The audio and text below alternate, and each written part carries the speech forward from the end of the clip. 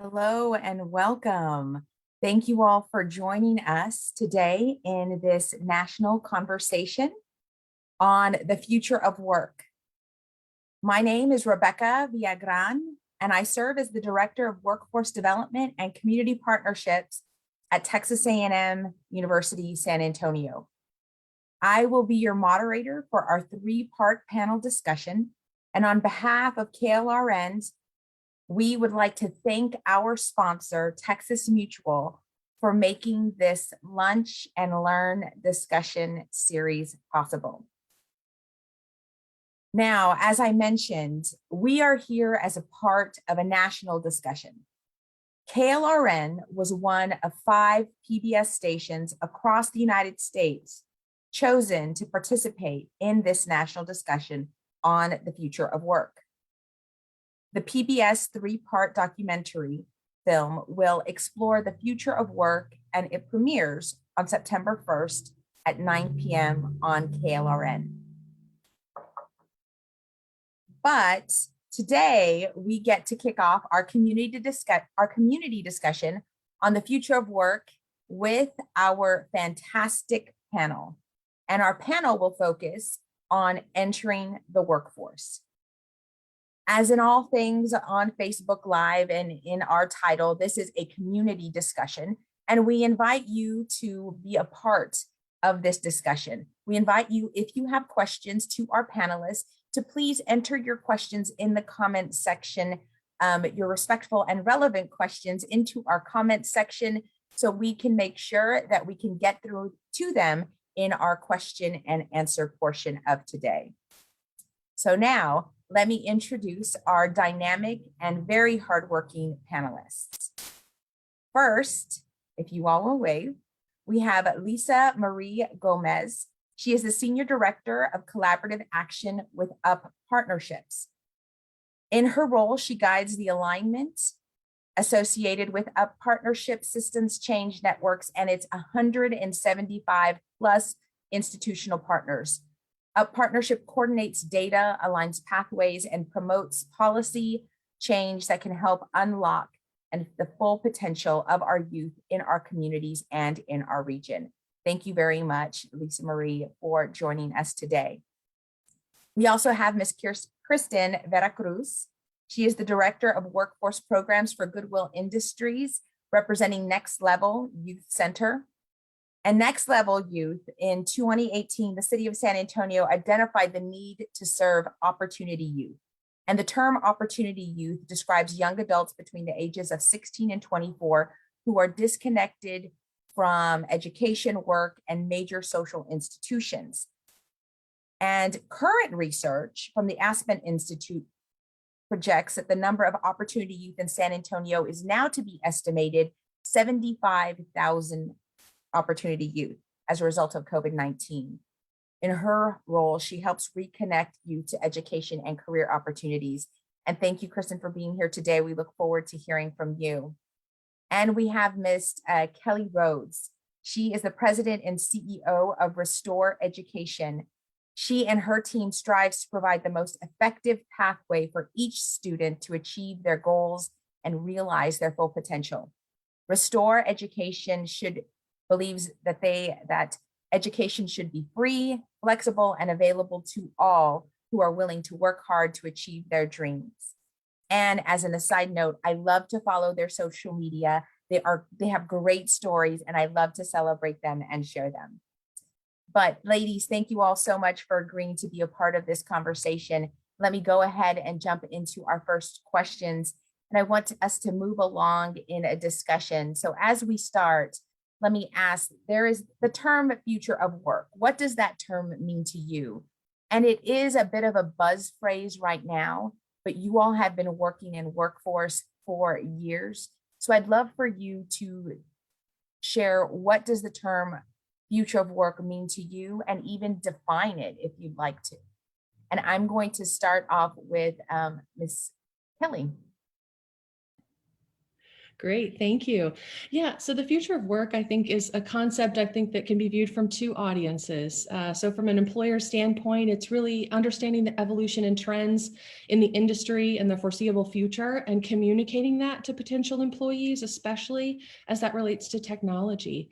And then I think from an employee or job seeker perspective, it's really an understanding that the employment landscape is rapidly changing and that they are going to need to be adequately prepared or adaptable as they enter or re-enter the workforce, or to make career shifts that really will allow them to advance due to these changes. Kristen, and then we'll go to Lisa Marie. Thank you. When I, really was thinking about this, it's really the untapped talent pool when I think about opportunity youth and how we're trying to connect them to the opportunities that exist to meet the need of our workforce here in our community. So we know that there's a lot of high demand, high need work industries that are needing employees, and we are needing to connect our youth to these opportunities. And so I really see that as our opportunity youth are that untapped talent pool. So I think just to build on what my fellow panelists have said is like there's a kind of technical side to it, but at partnership where our focus is young people, I really think that like the future of work, it encompasses like not just the various ways like the workplace like has shifted and will continue to shift just as a result of the pandemic, but it's also like a different kind of focus on young people. And I think on people who are re-entering the workforce, as our like eminent and future workforce. For us, we are actually, we're working on a future ready plan. So it's ultimately it's like cradle to career and workforce with high wage in demand jobs with economic and social mobility. And the way that we define that with the youth center is that our young people will be ready for the future when their voices are heard, when they have the healing supports and protections that they need, and they can access the education and career opportunities they deserve. So I think there's a definite bridge between just the future readiness of young people with what the future of work will look like. So Lisa Marie, you were just talking about this, and I wanna build on this a little bit, and the rest of the panel, if y'all can talk about that, is just the changing landscape of work, and in your line of work right now and who you are working with, how has it been affected? How has it been impacted? And what are you doing to, because the word was pivot, everybody had to pivot, but not just to pivot, but to stay relevant, to keep your participants engaged. And so even now, this is a virtual meeting. And so how are you working to stay relevant, and how are you working to engage your community? And then how has the landscape changed that you've seen? If you could continue to build on that, Lisa Marie, and then Kelly and Kristen, you all can go ahead after. Sure. I mean, for us as an organization, where I'll start just thinking about how a partnership has been impacted. One of our tenets is relationships are the work. And that's whether it's with adults, intergenerational, young people. And so shifting all of those, just that relationship building to an online platform, certainly just, it had a big impact on just, even getting clarity on who needs to be in what meetings. And then something happened where we all booked ourselves back to back to back to back. So we're forever on Zoom, which was just another learning curve of oh wait, maybe it makes more sense to have, some buffer time just so we can remember what's going on. But in terms of connecting and just staying engaged and relevant with our partners, I mean, it required a lot of us just being present and kind of, every partnership, there's 4 collaborative action networks, and then there's 3 collaboratives, communities of practice. And so every one of the networks and collaboratives had plans and goals, and just being sensitive to where people and organizations were, how they were impacted, and having that flexibility to to meet the needs of everybody. One, to ask, what do you need? And okay, maybe we don't need to focus on this, this big, huge goal that we've set right now, but what do we need right now? How can we as a backbone organization serve as a connector, to just understand what are the needs? And so that was just a big part of the shift, and then trying to be as responsive as possible for some of those needs. And those needs, they shifted, throughout the pandemic. In the beginning, there was a lot just about information, and then it was about access to vaccines. And then it was, with some of our, other organizations, it was just okay, their primary focus is one thing, but now they're doing tutoring, or they're working, in food banks. And so just really trying to be available to the evolving needs, and just knowing that we were a place that partners could reach out to for any kind of support, was really how we've continued to stay relevant, I would say. That, and then just, bringing the conversations as they were bubbling up, especially about mental health, social emotional learning, making sure that we incorporated that into all of our work. Thank you. I want to, Kristen and Kelly, you all can continue to answer that question. But when talking to your opportunity youth, your clients, your employees, what is their hope for their future work? When they come in, because some of the people impacted by the pandemic are some areas that we thought, hey, hospitality industry got hit so hard, and we were working in this industry and we thought we were secure in that job forever. So what is their hope for the future of work? And what do you all hear when you're meeting with your opportunity youth or anybody? If you can share that, and also how you had to meet them where they are. And to lead with the meeting where they are, I think we definitely acknowledge or realized quickly a need to upskill around digital skills. So that closing that gap and helping participants to learn how to navigate technology, and then access to technology was also another key piece, where we found there might be opportunities available to enter into an education program, but if you don't know how to navigate the technology or use it, that can feel really intimidating. But then also if you don't have access to the technology. So it's really important to understand that we had to figure out how to close those gaps to be able to connect our opportunity youth to be able to take advantage of opportunities of enrolling in an education program during the pandemic when we were working remotely. So I think that was definitely a challenge for many of our participants, and a concern. How am I going to do this if I don't have the resources I need to be able to be successful when I'm enrolled in this program, to be able to get to that job? And so when we talk about getting to the job and what is important, or to employment, the career, it's a livable wage. So they being able to sustain and support their families and themselves is always top of mind when our coaches are working with our participants. I need a job that is going to help me to pay my bills, my rent. So that's very important to make sure we're aligning and connecting them to pathways that are going to lead to a livable wage. And I think in San Antonio it's up to $19 an hour. So it is increasing. And so how do we help them with that? How do we help an individual reach a pathway to a livable wage?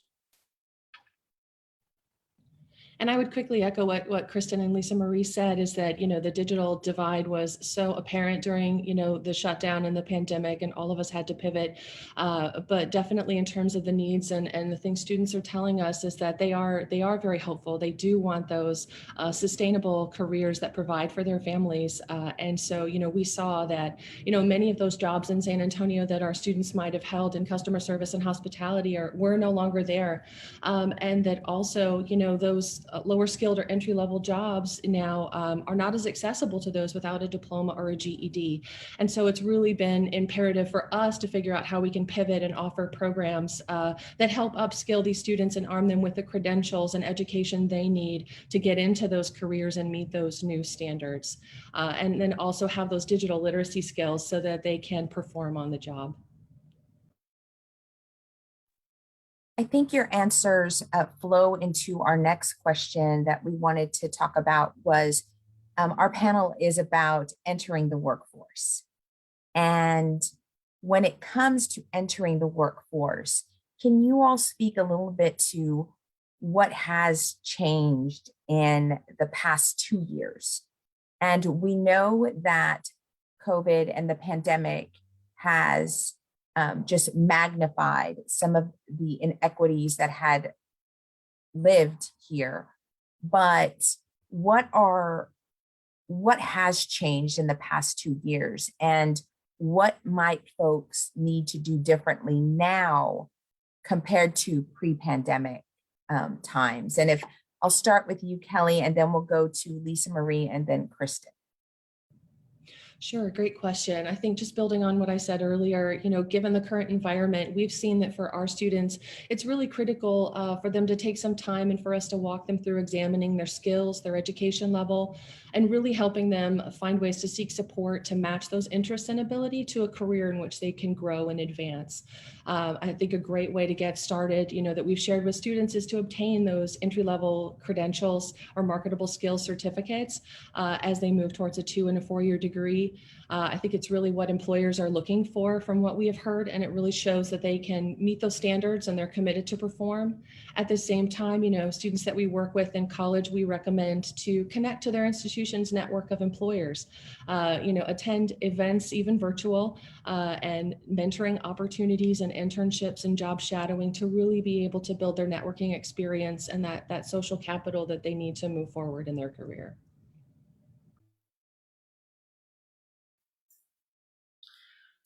I guess to build on what Kelly said, some of the changes that I've seen in the past few years are really like with the way that the conversation, the cross-sector conversation that is happening now. And I think, we talked about it earlier, like the digital divide and digital skills. That was a really great example of our community mobilizing, across sectors in so many different ways to make sure that not just, students had the devices and the internet bandwidth to be able to access learning, but also for the adults who were trying to access, work training or just register with, like Workforce Solutions, Alamo and whatnot. And so that's one example of, what I'm seeing overall just coming out of this, or as we go further into this, is like the kind of partnership that and discussions that like employers, schools, youth development organizations, out of school time organizations, the way that they're working together. And again, this is really one of the biggest changes I've seen is there's just a deeper understanding of the need for building not just like, work-based learning opportunities, but in particular like social emotional programming, social emotional well-being, just for the overall like wellness, and which is part of the preparedness in particular of young people. But like there's just a deeper understanding of, people have to be okay in order to fully show up and be productive, and that it is, it is worth the investment or the training for a workplace to have, to have those supports, or to have someone on team that can connect employees or new staff with resources, just for the sake of, like overall wellness, mental wellness. People have gone through a lot, students in particular. As Kelly was talking, one of the things that kept coming to mind, not just with adult learners, but also with young people, was just how much there was like a confidence impact for those young people that learning online, it was really difficult because it's not their learning style. And so there's like the technical skills, but just even like that encouragement and building up that confidence, so that people can persist through a certificate program, whatnot, that it's it's so important, the role that all of the different players play in that. That's, I think, different than 2 years ago. I think Lisa hit on a really good point around the needs. What's shifted is really around the skills, I think, of soft skills. So even when I think of what our life coaches do at Next Level around the social and emotional piece, and a bit of that is working with soft skills and developing those. And when we talk to employers recently, one of the biggest things that they say outside of having that certification or credential is that, those entering the workforce, there's a gap with the soft skills. And we're needing to ensure that they have that when they enter, to be able to navigate conversations, different situations in the workforce that occur. And I think we are hearing more of that from employers recently in terms of the real need. And I know it's been something that's come up in the past, but when I'm hearing more in the last couple of months that we've had conversations with employers than in the past around that need, and that they would hire someone that presents in an interview with soft skills and the ability to communicate well over having that credential. And so I think that's a gap that we also, need to really help our opportunity youth develop those skills so that they're coming with soft skills and those hard skills, the credentialing that's needed for the career that they're looking to enter. Those are some incredible points. And I've heard the soft skills for years now. A lot of our industry have needed those for a while. And I think you all touched on, of course, digital, what was 2 years ago, and the digital skills, and everybody having to upskill and learn how to do this and others. And then 2 other big takeaways were the livable wages. And if you think about even 7 months ago or 6 months ago, the knowing of the worth and the livable wages and sustainability. And then 2, to your point, social and emotional well-being. I think a lot of sectors and industries and employers are seeing that has to be a basic benefit now. And that employees, when we're looking at sustainability or future of what they hope to have in their future work, it has that built in because of an all collective trauma. I know our president, Dr. Madsen, always talks about a collective trauma that we've all gone through together through this pandemic. And so thank you. Those are some great takeaways here. I wanted to ask Kristen and Kelly in particular, if you all can talk about what is the current view, San Antonio's current workforce situation, and are there jobs available now? And what is needed? What are your respective organizations doing to prepare San Antonians entering the workforce? Well, let's just talk about what options are available for those who may not even have a high school diploma to enter in the workforce. Kelly, I'll start with you, and then Kristen. Sure. Sure. So I think there's lots of options available in our community. So, we know that a GED and a diploma is a critical first step. There are several 100,000 individuals in our community that don't have that basic credential, and that kind of locks them out of those post-secondary options. So we actually offer a free GED program. We have several class options from online and hybrid classes now, and a self-paced program as well. We're still partnering with the city of San Antonio and the Train for Jobs program so that individuals can take advantage and earn $15 an hour while they learn. And we also have the option for students to take part in short-term training or college classes while they pursue their GED. So lots of potential there. I'm going to echo much of what Kelly had just said around, we do want to support in getting that high school equivalency as the foundation. So really connecting, we know that that's a crucial piece, but I think there's a lot of opportunity in the workforce today to enter into an entry-level position to build skills while you're working on achieving your credentials, so your high school equivalency, to be able to further your training and education past high school equivalency. At Goodwill, we also have a number of programs, short-term education programs. So our CNA program, medical assisting, and others that are designed with multiple start dates to be able to connect at any time in terms of entering a career, not having to wait for specific, oftentimes the traditional setting is you got to wait for the fall semester or the spring semester, but we want multiple points of entry. You can hop in at any point throughout the year. So that's been really important to access. When I think about one specific high demand area in San Antonio, it's our CDL, and that is a program that you do not have to have your high school equivalency to enter into a CDL program.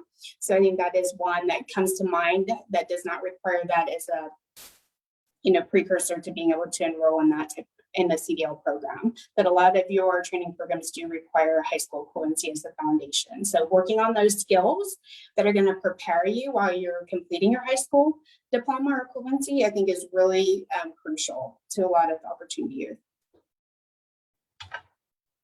Thank you. And I think, Lisa Marie, and I think all of you all can talk about this because we've lived through this collectively. We've seen the data, but maybe Lisa Marie, you can talk about the data that you all have seen, but then Kelly and Kristen, what you all have seen in person or worked with your employees, with your clients, with your participants. When it comes to, we know in the data shows during the pandemic, we saw what was called a she session, and a lot of women mainly were impacted with COVID.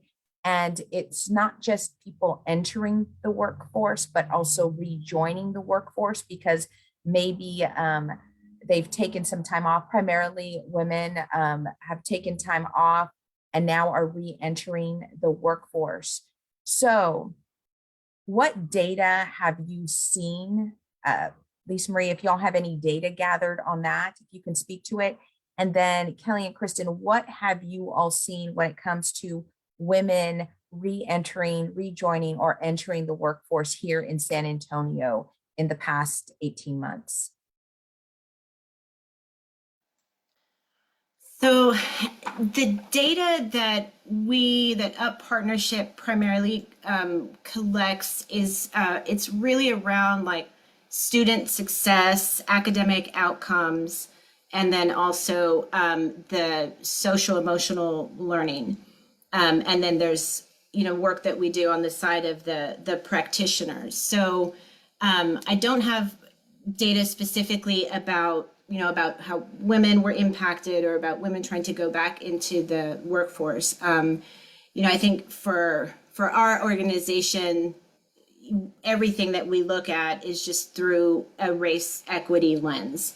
And so if anything, the data just made more clear where the need is to continue working or to support organizations that are working, with areas or in areas that have been hit very hard. And I think, and I apologize that I don't have data right in front of me, but, just the most anecdotal information that we've been receiving from many of our partners is just like there is a high need for better coordination of resources, and that's not just like financial resources, but also like training resources or resources for even at one point it was like vaccine text trees, to get people connected with the vaccine areas. Food distribution, that's still another big one that is happening. And so that's kind of the most that I can really offer in particular on that. But thank you. That's fair, because this, just so for the viewing audience, that was a curveball. I didn't prep them with that question, so I apologize. It just came to me as I was looking at as I was thinking about one, the panel, and then two, the impact and the re-entry of people into the workforce. So, but thank you. And I see one of our questions was about coordination and funding. So we'll work on that question in a little while. But Kelly and Kristen, what are you all seeing when it comes to women and family and women head of households that are coming back and re-entering? Sure. From our perspective, I can tell you that the majority of students that we serve are women. Traditionally, it's hovered around 66%, but interestingly, during the pandemic, we saw it jump to about 81% participation. So it was an overwhelming increase, at least in our program. So there was a huge need, for them to step in and support their families during that time. But we also saw that they were wrestling, with supporting their families and homeschooling their kids, sharing devices and dealing with childcare. So that really caused us to focus on adding additional supports to ensure they'd be successful in the program and remove those barriers, things like food insecurity or transportation or childcare supports. At the same time, we also worked to add several training programs that were fully online and flexible and geared towards women as well to increase and support that participation. I was going to echo what Kelly said. My response was very similar in terms of what we've seen. We did see an increase in women connecting even with Next Level. But even prior to the pandemic, some of entering back into the workforce has often been a challenge for women, especially when they have family or they're head of household, and addressing those needs are going to be so crucial in terms of the childcare, the need to address housing insecurities, food insecurities, so they can enter a program to upskill to be able to re-enter the workforce. So I think being able to provide those supports is really important and crucial to their success. Thank you. Thank you very much. I want to thank everyone who's been sending in comments and sending in questions. I think it's been very, very helpful to see some of these questions. And I want to take some time to go into these questions, and then we'll round it out with a little bit of closing remarks of just thoughts from you all. But some of the questions come from, well, thank you, Leah. We appreciate your comments. It was about the coordination and the collaboration, Lisa Marie, and I think that's really the vein in which you all live with partnerships. And the collaboration, is it collaborating or is it competing for funds? And so if you can speak to a little bit of that, because I think that's a lot of work that Future Ready is doing. Yes, that is exactly, what our Future Ready plan is surrounded. It's truly like just a strategic community-wide alignment of investment, co-investments with youth at the center and then equity as the frame. And so a lot of that is, of course, the work being driven through all of our networks. Some of the things that we're really driving are elevating youth voice, knowing that youth have need to have a seat at the table for any kind of conversations that are happening right now. And then also, working with city officials, with county officials, not right now, of course, because we're in a blackout period, but long term, we commissioned a report, a guide for our elected leaders for co-investments of the federal ARP funds that are really seeking to bridge the work that the city is already doing, that the county is already doing, and bridging that with more coordination with mental health services, child abuse prevention, social emotional learning, academic recovery, all of that. And the idea is that we don't right now is not the time for like, it's not the time for us to squander this influx of federal funds. And so we are trying very hard to create, like, to have as many just sectors represented as we plan, as we unfold the different phases of the Future Ready plan, in hopes of having, like, reducing this sense of like competitiveness for funds, but to really have the city and the county hold a place of, for funding the work that so many of our organizations are doing in the sake, for the overall or the long-term goal of our community's recovery. So it's lots of coordination, lots of meetings. We have a national firm that's been helping us figure out, like, what kind of data infrastructure do we need, what kind of finance structures might be there, like equitable finance structures, and then also help specifically with, like, local, how might local investment, local co-investment look like with ARPA dollars. And so anybody who is interested in that, please, you can find the information on our partnership, but we really do want to, share space. We want to share power in building that plan, with awareness and then with access. Kelly or Kristen? I say it's definitely a collaboration, but there is definitely a coordination piece in there. So I think about Goodwill and the work we're doing in that next level, and how Restore Education, we work in collaboration to serve opportunity youth.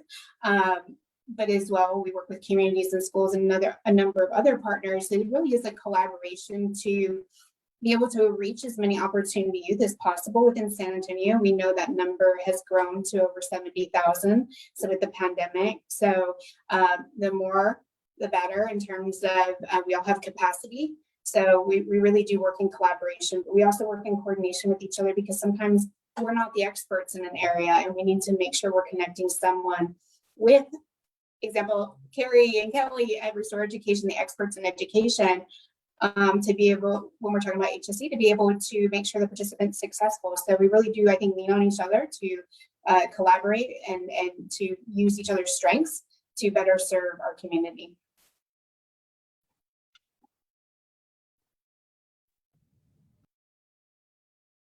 Well, one thing I wanted to just mention on that, we talked about coordination, collaboration, and I know many of us here on this call are working what it's called the workforce ecosystem, because we all need to make sure that what are the needs of the employers, what are the needs of our residents of San Antonio, and where's the training and the preparation need to be. And it has to be a coordinated effort between our opportunity youth, our employers and their needs, our universities and Alamo colleges and all of our training and certification, that we're all coordinating together, making sure that we do the right thing to all of our residents and our youth, that they are prepared to be successful in their positions and in their work in the future and currently, because we do know that there's a lot of underemployed people in the city of San Antonio and in Bexar County that we need to build up. But we're running shorter on time, so I wanted us to go around the horn here. And one of the questions was, how can people find out about you and your work and what you're doing and the opportunities? So if you can share that. Kelly, we'll start with you, and then Lisa Marie, and then Kristen. Sure. So information about our programs is on our website, restoreeducation.org. We take applications all day, every day, and students can start pretty much immediately. We're also pretty active on social media, as you mentioned. And so they can also find links, and information there is posted regularly about upcoming classes, or give our office a call.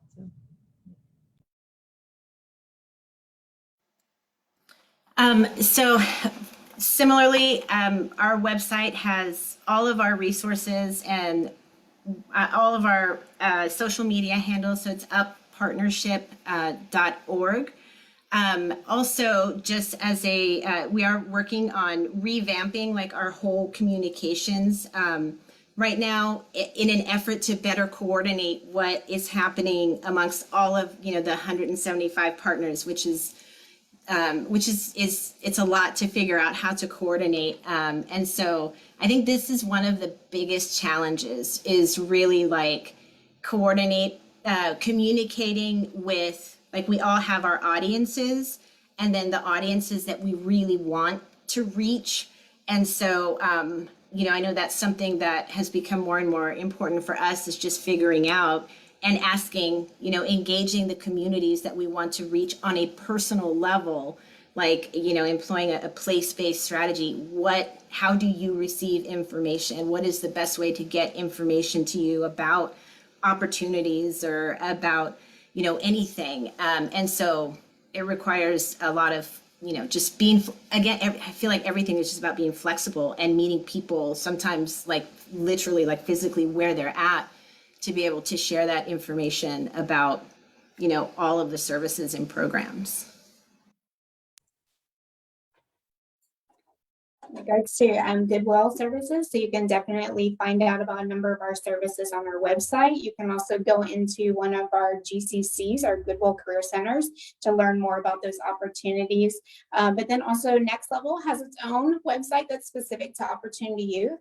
That's a great place to start. But I also would say that we make an effort to reach the communities. So we do get out there and spread the word to ensure, like you're saying, neighborhood walks, dropping pamphlets, so connecting where we can, because those points of entries are different for everyone. So Thank you. Thank you very much for that. And I have to thank you all who posted and posed questions, and to our amazing panelists. Thank you for being a part of this discussion, but most importantly, thank you for all of the work you do in our community, our city, for our region, our state, and it's so important. Our ability to work and talk with one another in this workforce ecosystem is extremely important. And thank you all and your organizations for being at the table, ready to work together and to coordinate. So thank you very much for being a part of this and saying yes. Be sure, this concludes our discussion. Be sure to tune in to PBS Future of Work documentary series beginning September 1st at 9 p.m. on KLRN, and join us on September 8th for our next Lunch and Learn discussion on the state of work in San Antonio and Bexar County. We'll have links for you to tune in, and be sure to invite others. So once again, thank you to our sponsor, Texas Mutual, for supporting our community discussion. I'm Rebecca Viagran. Thank you for joining us today, and be sure to stay safe, get your vaccine, and mask up for the love of San Antonio. Have a great afternoon. Bye-bye.